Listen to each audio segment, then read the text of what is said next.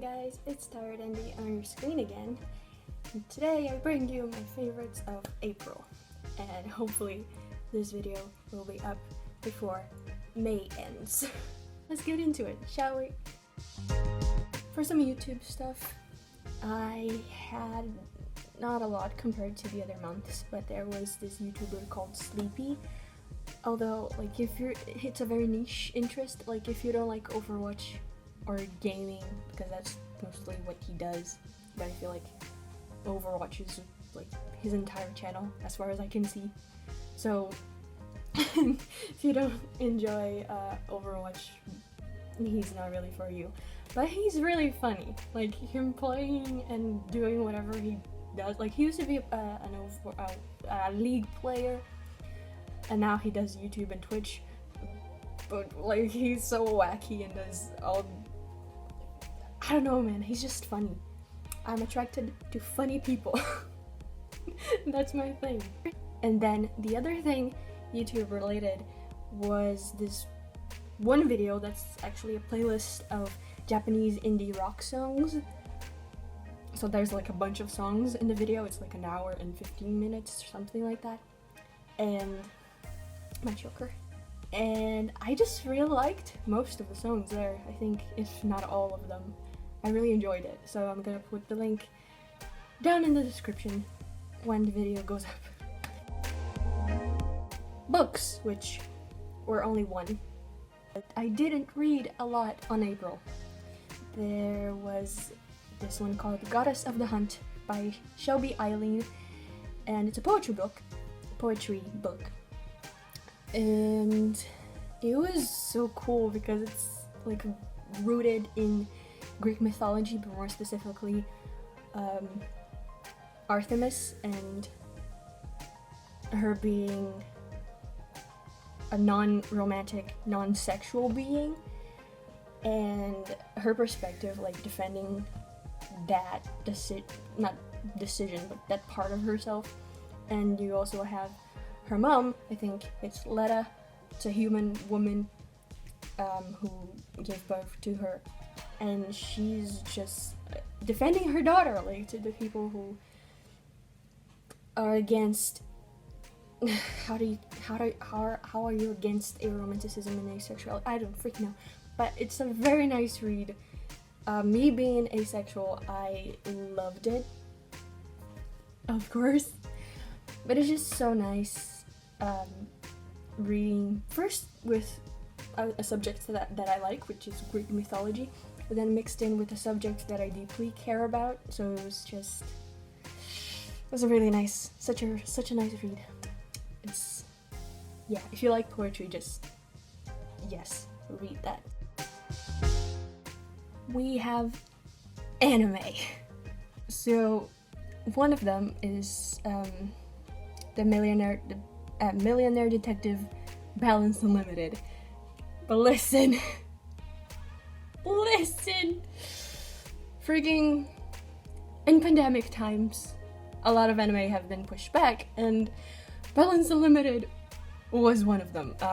We had 2 weeks, so 2 episodes, and then they postponed the rest of the series. I think it's supposed to have like 12 episodes or something, and they will be streaming again on June the 16th, I believe, but starting from the first episode, so we won't get a new episode on June 16th. We'll be getting a new episode on June 13th. No, 30th. Sorry. 30th. I miss the show so much. It's been 2 episodes, but I miss the show so much. It was so good. It was like wacky, but also like serious detective stuff.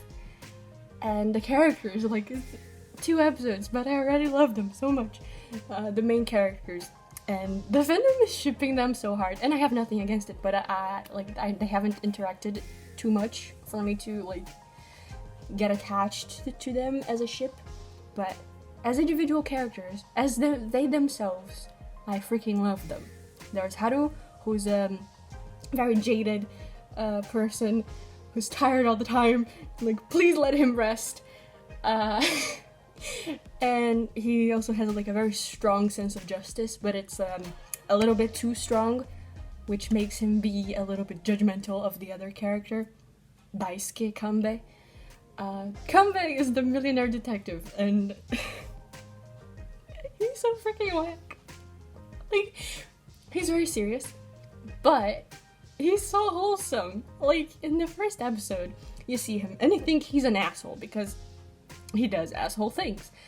But then, in the second episode, you see him there, and he like eats gummy bear, and he doesn't know what gummy is. Like, he never ate that, and then later they eat ramen, and he also never ate ramen, but he loved it, and he freaking made a company for it because he has that much money. His balance is unlimited. That's the name of the show. But it's so good. It's amazing. Go watch the first 2 episodes and suffer with me and the rest of the fandom until June 30th. It's amazing. Okay. Sayonara Zetsubo Sensei. This one. Okay, I had no idea. It's a pretty old show, I think.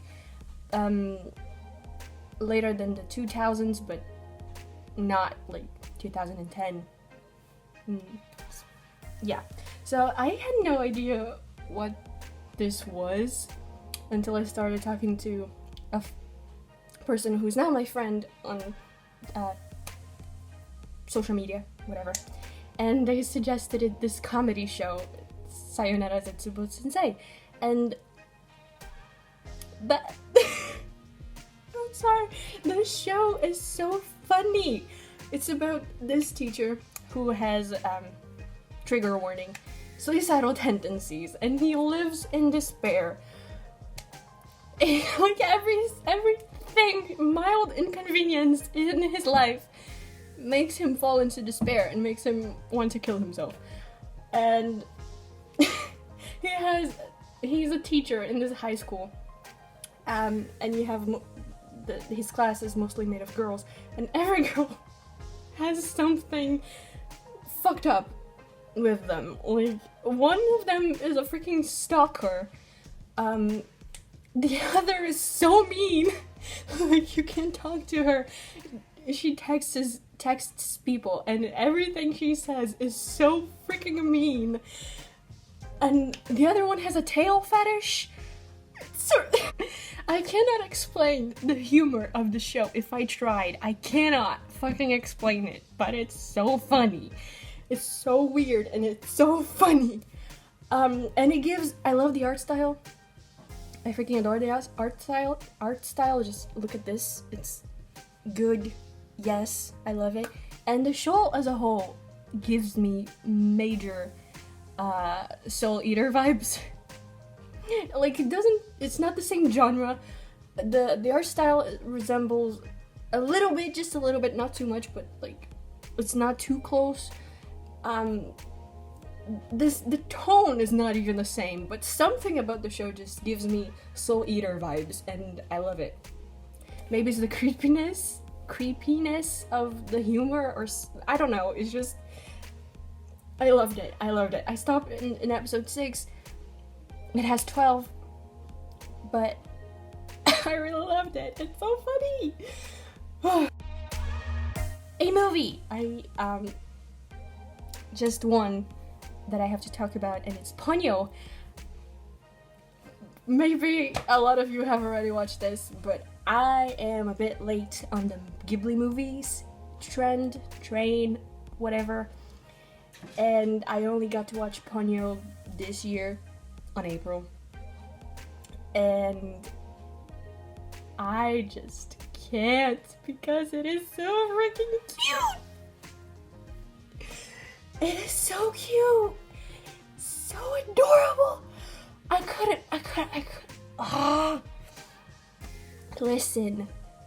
Listen. Give me friendships, like good, beautiful friendships, and you win me over every goddamn time. every single time. And the premise is a little bit weird, but then again, I don't care because the characters are lovable, the relationships are lovable.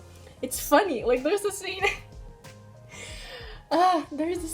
where the little kid is with the light in his lighthouse, and he has a father who's like on a ship at sea, and they communicate through the lights with a Morse code type of thing, and his mom is like on the background lying on the floor, and she's pissed at her husband, and they're communicating.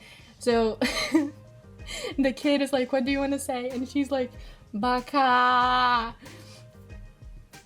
which is idiot in Japanese, and he just like taps the, and it just like because the light. I'm not explaining this correctly. The scene is funnier if you watch it. Just go watch it. But it's so freaking cute and adorable, and the animation, as always, Ghibli level. It's freaking amazing. Okay, this movie. It's too much for me. It's too good. For the end, music, there was only like one song that I really got into, which was Monsters by All Time Low. I freaking love All Time Low. I'm not like a hardcore fan or anything, but if they came to my town for a concert, I would obviously go because I freaking love their songs, and I've been following them for like music wise, I've been following them for like a few years now. I think like since before the Future Hearts release, which was around 2016, if I'm not mistaken. And like they always have such good songs, and Monsters was like the first single of their new album, Wake Up Sunshine, which I only got to hear later in May, so I'm not gonna include the whole album here. But the Monsters was so good. It has Halloween vibes, and I freaking love Halloween vibes. Even the music video, like the lyric video is like Halloween themed, and it's just very good. Go take a listen. It's amazing. So yeah, these were my favorites of April. Hope you enjoy. Don't forget to comment your own favorites of April if you have them. And thanks so much for watching. Don't forget to spread love, and I'll see you in the next video.